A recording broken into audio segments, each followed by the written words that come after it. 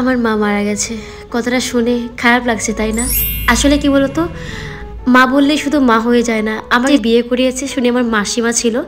আজ হচ্ছে ডিসেম্বরের 4 তারিখ, তিনি আর এই পৃথিবীতে নেই। একটা রোগ ছিল, তার কারণে মারা গেছে। আর সত্যি কথা বলতে কি বলতো বন্ধুরা, অনেকটাই খারাপ লাগছে। কারণ আমি না কিছুক্ষণ আগে অনেকটা কান্না করছিলাম, তাই ভাবলাম তোমাদের সাথে কিছু কথা শেয়ার করি। আর আমি না ছোটবেলায় মাসির কাছে ছিলাম, আমি ছোট ছিলাম যখন, তখন আর কি।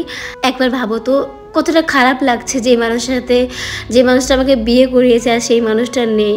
কতটা খারাপ লাগছে যেই মানুষটার সাথে আমি ছোটবেলা থেকে ছিলাম। অনেকটা খারাপ লাগছে।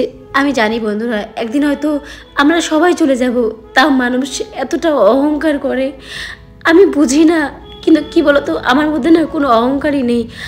মাসি আমাকে বলেছিল আমি যদি কখনো মারা যাই তুই আসিস, কিন্তু আমি কি করে যাব? 2 দিনের রাস্তা, আমি গিয়ে তো দেখতেও পাবো না। আর কাছ থেকে ছুটিও দিবে না আমার বড়মশাইকে।